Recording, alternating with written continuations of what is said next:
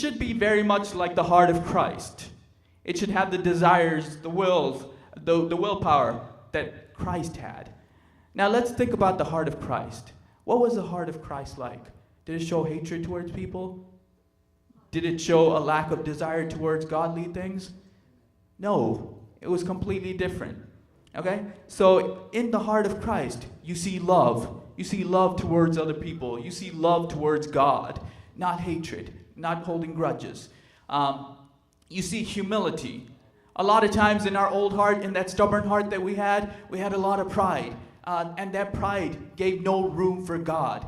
But where you have humility, where you have emptiness, you give room to God. And so this new heart, it brings us humility. Forgiveness. We're able to more quickly forgive others. Our heart isn't hardened to where we can't forgive.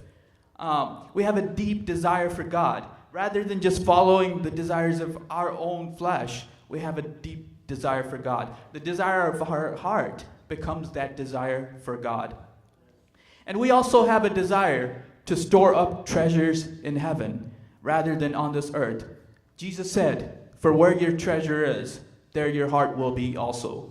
And so basically this is the difference between the new heart and the old heart. There is a very huge difference. It is almost a it is almost a fight between the two. These are two conflicting ideas. You can't carry the things of the past. You can't carry the characteristics of the old heart. Sometimes what we do is we take the name of being a Christian, but never receive a new heart. When God gives us a new heart, what do? We say, "Oh no, I'll just call myself a Christian. I'll go to church every Sunday. I'll do this. I'll do that. I'll wear my Christian T-shirt. But I don't want to carry on this new heart." All right? And so what do? We keep our old stubborn heart. When God takes our old heart and chunks it 50 feet away, we run after it and go grab it. Okay? So basically, we settle for this heart of stone. We settle for this old heart. And basically we walk in our old ways. Let us repent from that. Truly analyze your life and examine it and ask God to truly give you that new heart. You don't want this old heart again. Sometimes there are other times when we do receive that new heart. All right, God gives us a new heart and we have so much passion towards God. We start changing our lifestyle. We start walking in His ways. We start doing all of these things. But over time, what happens?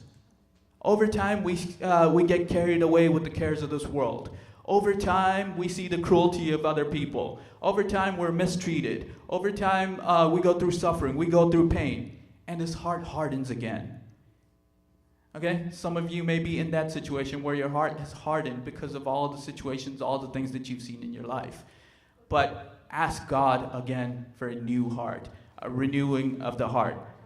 It doesn't matter if you've been a Christian for 40, 50 years. You're always prone to get that heart of stone. And so pray every day. Humble yourself. Don't claim that you have all this and you're so close to God. And that you have no need for a new heart. Because all of us do. All of us need to renew our hearts every day. David, who was a man very close to God, always examined himself in this aspect. If you take the life of David and if you take the life of King Saul, Saul was clearly the more holier, the more righteous man. But about David, it says that he was a man after God's own heart. The difference between Saul and David is that Saul couldn't see his own faults. Saul couldn't see his own flaws. He couldn't depend on God for change. But David cries out to God. After he sins, he says, "Create in me a clean heart, O God, and renew a right spirit within me."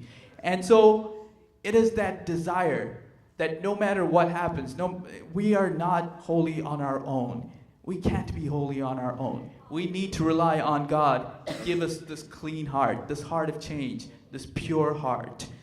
Now, let me tell you this. It's much easier to live with the heart of stone when you're in this world. Right? Because when you take upon this new heart, when you take upon the new heart of Christ, you go through a lot. You go through a lot more pain. You go through a lot more suffering. People are more, it's much easier to get hurt. People are more, when you have a heart of flesh rather than a heart of stone, it's much easier to get hurt. So that's another reason why many people carry around their heart of stone. But one thing that you have to remember is that no matter what suffering, what pain you go through in this world, and no matter what happens in this world, life doesn't end here. If it did, we had no reason to go through all this suffering. We have no reason to go through pain. We have no reason to call ourselves Christians if life ended here. But it doesn't end here. It goes to eternity. And so again, our heart should be set on eternity. And so let us once again pray to God that He takes out this heart of stone and gives us a new heart. May God bless you with these words.